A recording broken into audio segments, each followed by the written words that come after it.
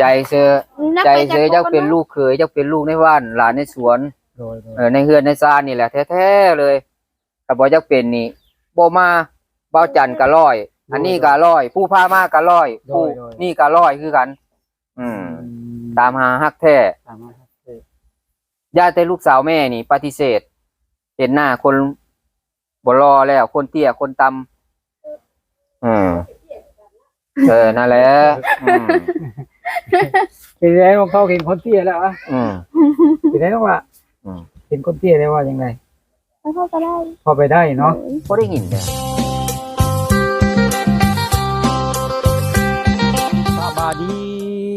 สบายดีและสวัสดีพ่อแม่พี่น้อง FC กันเบิดสุขุสุคนหรือว่าสิเป็น FC ทางฝั่งไทยฝั่งลาวต่างประเทศกันยินดีต้อนรับเข้าสู่ช่อง YouTube บ่าวจันได้การหักข้ามโค้งอีกแล้วพ่อพี่น้องเอ้ยโดยกลับมาพบมาพอกันอีกคือเก่าคือเดิมเนาะเติมพลังทุกครั้งที่บ่าวจันมาถ่ายคลิปก่อนอื่นบ่าวจันก็ขอกราบพ่อแม่พี่น้องฝากกดไลค์กดแชร์กดติดตามกด Subscribe ให้บ่าวจันนำนี่เด้อทุกคนเลยขอให้บ่าวจันมีกำลังแรงใจทำคลิปต่อไปอีกพ่อแม่พี่น้องโดยมื้อนี้ก็พาหนุ่มท่าแขกแม่พี่น้องมาหาทั้งสาวสวรรค์เนาะก็คือว่าทั้งFC แม่พี่น้องFC บ้านเฮาเองเนาะก็เพิ่นมาจากท่าแขกแม่พี่น้องเลยก็เพิ่นเห็นน้องทองเนาะลงคลิปไปแม่พี่น้องเลยเพิ่นก็สนใจเพิ่นพี่น้องเลยเนาะมื้อนี้เพิ่นก็มาเบิ่งต้นเบิ่งโตกันเพิ่นพี่น้องว่ามาคุยกันเรื่องแบบใดเพิ่นพี่น้องก็ไปติดตามรับชมเพิ่นพี่น้อง FC คนนี้ก็บ่าวจันก็ยังบ่ทันได้ฮู้ชื่อเสียงเรียงนามเพิ่นเพิ่นพี่น้องเลยก็สิได้ไปโอ้ไปล้มหรือว่าไปถามความสัมพันธ์สาวทองกับเพิ่นเพิ่นพี่น้องเนาะว่าเพิ่นเป็นแนวใดเพิ่นพี่น้องเลยโดยว่าถึกอกถึกใจกันบ่เนาะเพิ่นพี่น้องมาหาเป็นตัวจริงๆเนาะโดยป้าเพิ่นพี่น้องไปติดตามรับชมไปโอ้ไปล้มกับเพิ่นเลยเพิ่นพี่น้องโดยสบายดีสบายดีสบายดีทั้งสองคนเลยเนาะสาวทองฮู้และสาวทองเนาะก็ยังบ่ทันได้ฮู้ชื่อทางอ้ายเพิ่นเนาะชื่อจังได๋เนาะอ้ายขออนุญาตชื่อรอดชื่อรอดโดยรอดมาแต่ทางไหนเนาะบ้านก็ไปโดยบ้านนั้นบ้านมณีราชเมืองไซบุรีแขวงสวรรณเขตเป็นสวรรณเขตมาตามหารักแท้มาตามหารักแท้แต่ว่ามาแล้วเพิ่นก็แล่นเข้าป่าครับผู้สาวนี่บ่ได้แล่นเข้าป่าผู้สาวแล่นเข้าป่าแม่นเกือบแล่นนำบ่ทันคือแล่นนำบ่ทันพอไปหยังถือเสียมไปพร้อมพอไปหาหน่อไม้หาหยังบ่คือบ่ได้ถือกระตาซะดอกโดยแล้วก็สิปานนั้นบ่โอเคแต่ถามจักใจเราคงรู้แล้วสิว่าจังได๋เป็นไงน้องทองแม่นพวกไม้เพิ่นว่าบ่เดี๋ยวไปคุจิโร่สิบ่มานี่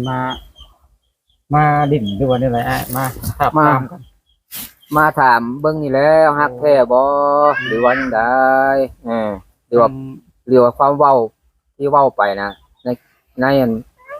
โทรศัพท์ในหยังที่โทรหากันนะมันเป็นความจริงอยู่บ่นะเราก็ว่าเป็นความจริงฮักแท้กันบ่ฮักบ่เว้านำบ่โทรหาเคยร่วมกันได้เนาะอ้ายเนาะเคยรวมกันแล้วตั้งแต่ว่าบ่ได้เห็นหน้าเห็นตาแบบนี้แต่เห็นอยู่คลิปเห็นอยู่นั่นน่ะเห็นอยู่โทรศัพท์น่ะเกือบซุมื้อละกันเด็กๆเห็นได้อ้ายฮักกันเด็กๆเห็นนำทางใดเนาะฮักกันเห็นอยู่ในนั่นแหละเห็นอยู่ในคลิปนั่นแหละกับคลิปบ่จันในช่อง YouTube บ่คือช่อง YouTube บ่จันช่อง YouTube บ่จันบ้านทุ่งโดยบ้านทุ่งเนาะโดยเห็นอยู่คลิปอันอยู่ช่องบ่จันบ้านทุ่งให้บ่จันรีบติดต่อให้เลยรีบถามเบิ่งโดยเป็นจังได๋มีคนสนใจนะแล้วก็เลยได้เบอร์ได้เฟซเรามื้อนั้นเลยก็เลยโทรมาหาจนวุ่นวายเลยนะเจ้าเป็นจังได๋เจ้าโทรหาก้อยนี่เจ้ามักแท้เจ้าฮักแท้บ่หรือว่าจังได๋ค่อยถามสาวทอง อ้ทั้งไผโทรถามไผโทรตามเจ้าบ่เด้อนั่นน่ะ คอยนี่แหละโทรถามเพราะว่าเราโทรไปหาคอยตลอด โอ้ มือหนึ่งสองสายสามสาย โอ้ทั้งน้องนี่โทรหาเจ้า สดหา4 โมง5 โมง โอ้ โทรหา2 สาย3 สายบางเทื่อเฮาเฮ็ดเวียกให้ลูกก็ลงสวนลงหยังก็บ่ได้รับเพราะว่ามันบ่มีคลื่นบ่มีสัญญาณนั่นน่ะป้าไว้ก่อนเห็นเบอร์เห็นหยังก็โทรกลับ โดย บางเทื่อเฮาอยู่ในเฮือนก็มีสัญญาณอยู่ก็แบบโทรอยู่หั่นนะแปลว่าโอ้เราเฮ็ดแบบอันยั่วบ่เราเฮ็ดแบบโทรแบบใดเนาะว่านะให้เฮากินนำหลายบ่นะก็ถามในใจเราเบิ่งว่าเป็นจังไดเจ้าโทรหาข้อยนี่เจ้ามักแท้บ่เจ้าฮักแท้บ่ โดย เราก็ว่าฮักแท้ เฮ้ กันบ่ฮักแท้นี่บ่โทรหาเราอ่ะ โอ้โดย เขาก็ว่าจังซี่เด้ เจ้า เป็นจังได๋ซะความจริงเว้าความในใจเดี๋ยวนี้เว้าสู่ FC เพิ่นฟังเด้อ แม่น เพิ่นก็จะฮู้หลายคนเนาะ โดย คนนั้นคนนี้บ่เนาะมีคนจองแล้ว มีคนสนใจแล้วนี่นั่งอยู่ข้างๆเดี๋ยวแม่นบ่บ่ได้แล้วคือเห็นกับคือสาวนั่นน่ะแหละที่ค่อยเคยมีอยู่มีคนไทยสิมามักเขาก็ย่า โดยเป็นได้ฉันน้องละคืออ้ายเพิ่นว่าอยู่ เอารอดู ความในใจของน้องนะเป็น ใจเข้าไปกันเลย พอไปกัน บ่ ได้ แห้งๆเด้อ โดยความในใจของน้องทองนี่เป็นยังไงพอไปกันได้เนาะน้องเนาะน้องทองเคยถามเพิ่นว่าเพิ่นมีครอบครัวแล้วบ่หรือว่ามาถาม เอาไปโบ เคยถามเพิ่นในเป็นๆเลยเนาะในตอนนี้เลยว่าเพิ่นมีครอบมีครัวประมาณนี้เนาะเลยอ้ายได้ใช่มีเคยมีเมีย ยังบ่มีเลยยังบ่มีจักเทื่อ โอ้เป็นโสดมาตล เป็น อด โสดคันมีก็มีเทื่อนี่แหละ โดยหรือว่าสิเป็นครั้งแรกบ่ สิเป็นครั้งแรกเลยไม่ว่าสิเอาก็บ่ได้เอาว่าสิจังไดก็บ่แนวจักเทื่อมาเห็นเทื่อนี่คนนี้เลย โดย ว่าสิเอาแท้ คิดว่าใช่เนาะ ๆ คิดว่าแม่นนะ ก็โทรหาลาวอยู่ว่าสาวทองค่อยสิเอาเจ้าให้ได้แต่ว่าเดือน6นี่ได้เพราะว่าสิล่ะ โอ้ แต่ว่ามีแนวไปมั่นก่อนเพราะว่าสิล่ะ โอ้โดย มีแนวไปมั่นก่อนมีทองมีหยังไปมั่นไว้ก่อนแล้วแหละแนวนั้นจะค่อยหาไม้กีบ1 2กีบก็สิได้ทอนใจเพราะว่าสิได้โฮมค่าดองเจ้าแนวใดมันสิได้อยู่นํกัน แม่น แนวใดมันสิได้กัน ตามประเพณี ตามประเพณี โดย บ่นอกจากประเพณีเลย แต่ว่าค่อยเป็นค่อยไป แม่น เนาะบ่อาจารย์ค่อยเป็นค่อยไปค่อยเป็นค่อยไป หาโฮมให้ได้นะ โอ้โดย แต่ว่าขอรุดแน่บ่แม่นสิอันนั้นดอกหนนะสินะเดี๋ยวคุยกันในน้องเพิ่นตกลงอยู่ว่าตกลงอยู่ว่า เพิ่นก็ตกลงอยู่ได้อยู่ในอันโทรศัพท์อยู่ในหยังอยู่นะนี่นะเพิ่นก็ตกลงถ้าว่าเพิ่นเว้าบ่ฮักบ่มักนี่บ่โทรหาแล้วก็บ่ได้โทรยั่วอีกนะ โดย บ่ได้โทรยั่วบ่ได้โทรเว้าว่าให้เฮาตายใจในนั้นแนวนี้มักแท้ฮักแท้พอมาถึงก็เป็นยังไงคือในคลิปอยู่ว่า ก็คือแท้ เว้าเพิ่นนะ เขาเว้าก็คือแล้วก็เว้าดีอยู่แล้วก็เว้าม่วนแล้วก็เว้าอันนั้นนี่อยู่ก็คือกันอยู่ ก็ประมาณคือกันเนาะ คือกันแต่ว่าจะให้เรานอนคิดเบิ่งก่อนมื้อนี้2มื้อไว้สินะคนที่มาหานี่มันสิเป็นจังได๋พอเอาเป็นลูกเป็นผัวได้บ่พอมาช่วยงานช่วยดูแลลูกเต้าได้บ่หั่นนะให้เรานอนคิดเบิ่งก่อนก็เพิ่นมีลูกได้มีลูก2กับบ่ ลูก2กับบ่ติค่อยก็ฮักคือกันลูกเราก็คือลูกพ่อนี่แหละโดย พ่อไปใส่กัดไปน้ำเอาลูกไปน้ำแม่อยู่เฮือนท่าแหละ โดยลูกเพิ่นก็คือลูกเฮานี่แหละนี่เนาะ ก็อยู่บ้านนี่เฮ็ดเวียกเฮ็ดงานยังไงอยู่บ้าน เฮ็ดส่วนอย่างเฝ้าส่วนอย่างเฝ้าส่วนอย่างให้เขาเป็นลูกน้องเขา เป็นลูกน้องบ่ เป็นลูกน้องเขาบุกบืนเนาะบุกบืนใส่แนวใดก็จะได้เงินโฮมเงินไว้มาแต่งกับสาวทองนี่แหละว่ามีงานประจำนั่นซะมีงานประจำเท่าใดที่เท่าใดยังก็บ่ค่อยได้เสียแล้วซุมื้อนี่โดยแต่ก่อนนี่เสียแน่เสียหลายแน่อันนั้นเดี๋ยวนี้บ่ค่อยได้เสียแล้วค่ามักสาวทองค่าเห็นสาวทองนี่ลดโอ้เท่าใดกีบจะได้ว่าเท่าใดกีบเท่าใดยังก็ค่อยสิโฮมใจค่าดอกเจ้าสาวทองให้มันได้เดือน6นี่วะก็บ่ได้เดือน6ก็มั่นไว้ก่อนแล้วค่อยเว้ากันค่อยเป็นค่อยไปไว้สินะคิดไว้ว่าสิให้มัน ภายในเดือน6บ่ให้มันทันเดือน6คิดในใจเนาะคิดในใจคิดในใจปีเดือน6ปี69อะไรประมาณนี้เนาะแต่มันสิเป็นไปได้บ่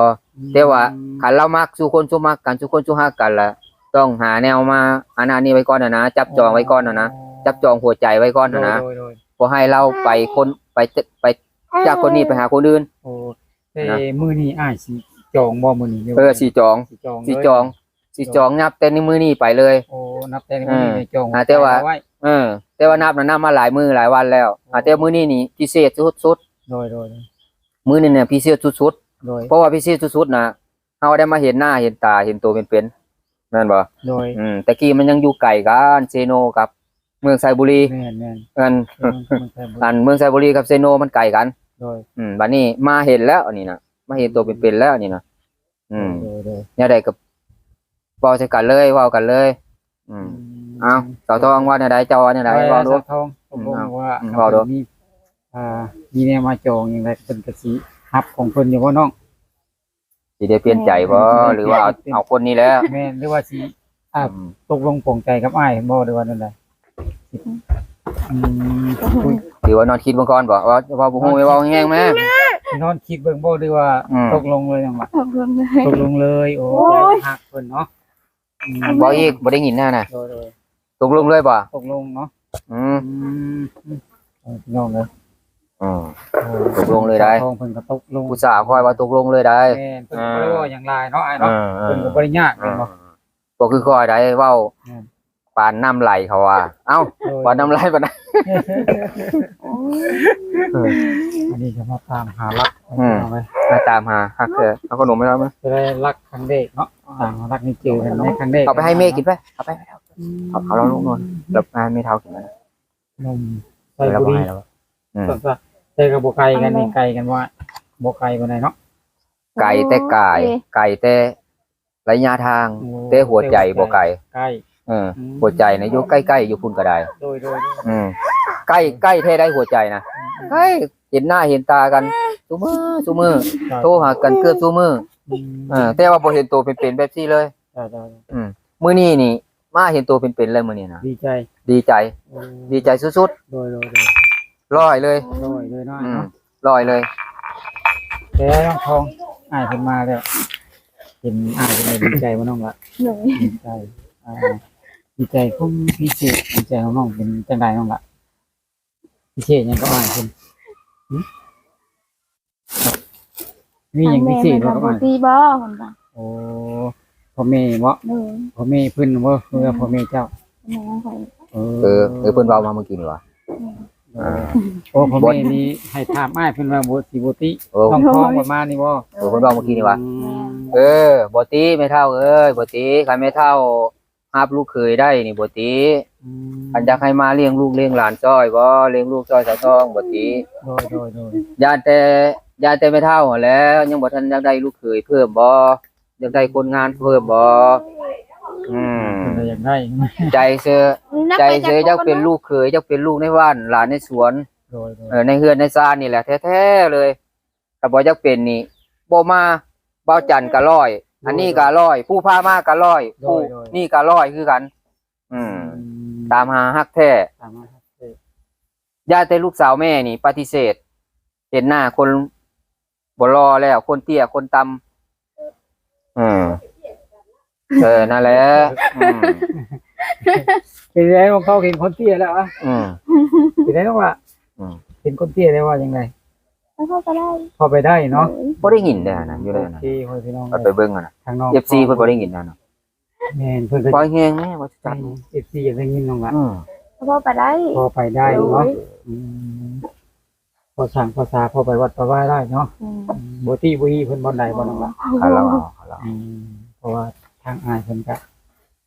เลยมาฮอดจอดถึงแล้วเนาะก็บ่ให้อ้ายเพิ่นคิดว่าเนาะนี่เพิ่นมาตามหารักคือว่าถ้าเป็นรักคนเด็กของเพิ่นในชีวิตว่าแม่นอยู่บ่ให้ผิดหวังนี่คนนี้นี่มักแท้ฮักแท้ไปไม่เท่าก็ว่าจังซั่นลูกสาวก็ว่าจังซี่พร้อมใจให้เลยทั้งใจทั้งกายทั้งเหือทั้งแฮงสิมาเป็นลูกเป็นเต้าอยู่นี่เลยเฮือนหลังนี้บ้านหลังนี้เลยแท้ ใหญ่เลยพี่น้องร้อยแท้ๆน้อยเนาะ ลอยมันแม่นเว้าบ่แม่นเว้าลิ้นเว้าหัวมันเว้าซื่อๆใดนี่แหละ ครับ ลอยแท้บ่จักใจแท้เลย อืมถ้าเปลี่ยนไปมื้อนี้ถ้าเปลี่ยนไปได้มื้อนี้ก็จะเปลี่ยนไปได้มื้อนี้เลย แต่ว่าค่อยเป็นค่อยไป โดย เป็นตามประเพณีเอาตามประเพณีบ้านเฮา บ่โจ้บ่จันว่านั่น บ่จ้อบ่จั่นปานนั้น ถ้าว่าคิดว่า ว่าแต่คนเฮาฮักกัน โอ้โดย ก็พอแล้วก็ค่อยเที่ยวมาหากัน มี1กับมี2มาน่ะเที่ยวมาน่ะ2 3เทื่อมันเมื่อแล้วโอ้ก็บ่มักเจ้าแล้วจังซั่นสิเจ้าบ่ต้องมาเด้อนะก็บ่มาได้นี่เลยมันสิมีอยู่เทื่อละ2เทื่อละ3มาเรื่อยๆมาจอบมาหยังเบิ่งหั่นแหล้วเป็นได้กินได้อยู่ได้แฮงคิดฮอดคันมาเห็นบัดสิคันว่าฮักกันบ่มักกันแท้บ่เนาะมาเห็นตัวเป็นๆเด้เว้าหาแต่ว่าให้นอนคิดเบิ่งก่อนมื้อแลงน่ะให้นอนคิดเบิ่งก่อนมื้อแลงบ่มื้อ2มื้อ ครอบครัวเพิ่นแล้วแบบนี้ก็ได้เห็นหน้าเพิ่นน่ะพอใจ โอ้พอใจภูมิใจที่สุดแฮงมักเลยห้วยแบบสิละติดๆแบบสิแฮงคักเลยคือว่ากับพ่อจันนั่นแหละเลี้ยงเป็ดเลี้ยงไก่เลี้ยงหยังตื่นมาละมักเลยไปหาจับจกจับเสียมทางป่าพาไปก่อนละลูกชายบ่เมียบ่มากินข้าวเด้อ3 4 7 โมงเป็นโมงละมาไว้ซั่นเลยปันข้าวเช้าจะไปเฮ็ดไหมบ่แต่ว่ามักเฮ็ดแต่ดึกแต่เช้านะกินกาแฟแล้วก็ไปโดยอายุกันก็บ่ต่างกันหลายน้อยเนาะเนาะแต่เป็นยังน้องทองอายุเพิ่นสำนีพอได้บ่น้องล่ะหลับได้อยู่เนาะปกติเพิ่นบ่ให้คิดให้ดีเนาะน้องล่ะเนาะเพราะว่าทั้งอ้ายเพิ่นนี่ให้เวลาคิดเห็นว่าเพิ่นก็บ่ได้เด้งโลดเนาะบ่ได้ค่อยเปลี่ยนค่อยไปค่อยเปลี่ยนค่อยไปโดยก็บ่อยากให้ตัวเพิ่นเพราะว่าทั้งอ้ายเพิ่นนี่แต่ว่าให้มันเชื่อใจกันไปเรื่อยๆนะค่อยเปลี่ยนค่อยไปคนเฮาแปลว่าค่อยฮักไปค่อยเป็นไปบ่ฮักแบบกระจิงกระจ้อมันสร้างกันไว้เนาะโดยมันสร้างกันไว้นี่ค่อยฮักเขาทีละนิดยับเขาทีละน้อยโดยแบบยับเขาปึ๊บปั๊บเดี๋ยวมันสิถอยปึ๊ดประเดี๋ยวเลยนะค่อยยับเข้าไปค่อยยับเข้าไปเบิ่งทางเบิ่งที่ไปจังซี่นะมันเป็นจังได๋นะเพิ่นสิบ่ตัวบ่ต้มเฮาบ่ลอกเฮาบ่ว่าซี่นะโดยต้องการแบบนี้เนาะต้องการแบบนี้การที่ว่าคอยไปเรื่อยว่าซั่นซะร้อยนะคันว่าสาวทองเราร้อยเราโอเคน่ะสิมาจ่อเบิ่งบ่เดือน1 2เดือนหรือว่าอยู่พุ่นก็สิได้โอนเงินมาให้ลูกชายซื้อขนมบ่ซื้อหันซื้อนี่ไปซี่นะถ้าว่าตกลงปลงใจกันใครให้เห็น6นี่ให้ได้แต่งประมาณนี้เนาะอ้ายเนาะโอ้อันนี้ก็สิหมั่นไว้ก่อนหลังจากที่เขาทองตกลงปลงใจนี้ท่านอ้ายสิหมั่นไว้ก่อนอันนี้ก็สิให้ถือไว้อยู่นี่200,000นี่โอ้นี่เอาจับเอาออกไปเถือไว้ซื้อขนมบ่2 ใบออกไปเจ้ากระเตือนั้นอันนี้พิเศษต่างหากเนาะสตาร์ทเครื่องโดยสตาร์ทเครื่องแต่ก่อนหน้านี้อ้ายก็เคยโอนเคยหยังมาให้อยู่นี่เคยเยอะเนาะเคยส่งมาให้ใช้ถ้าต่อไปมาเฮ็ดตัวเป็นว่าสิฮักแท้มักแท้หันนี่ก็สิโอนมาคือกันโดยแบ่งทั้งพุ่นแบ่งทั้งพี่แบ่งไว้ค่าดอกแน่แล้วก็แบ่งมาใส่ทั้งพี่ทั้งหากโดยเก็บทั้งพุ่นไว้เพราะว่าเสียมาแต่พี่มันสิบ่ได้ร่วมค่าดอกเด้ต้องร่วมไว้ทุกคนโอ้โดยก็ยังมาถามความรู้สึกของน้องทองเนาะได้ยินอ้ายเป็นเว้ามาแบบนี้แหละเป็นยังไงน้องใจของน้องทองอ่ะถามความรู้สึกของน้องเจ้าว่านี่ไรคุยตื่นตันไปเลยตอนนี้ตื่นตันเพิ่มเลยว่าต้องหัวเนาะไม่ว่าหมอแล้วก่อนพอได้ยินอ้ายคุณว่าคือก่อนเนาะดีใจว่าน้องนี่วันนี้ไงคือว่าหมอหมอเข่าด้วยดีใจเบ็ดตันขึ้นมาเลยบอกก็แต่ที่ว่าเคยคุยฟูว่าแบบนี้บ่เคยที่ว่าแบบให้ความสัมพันธ์ของเราไม่มีเคยบอกบ่มีเลยคือว่าอ้ายเป็นคนเล็กบ่ด้วยเนาะ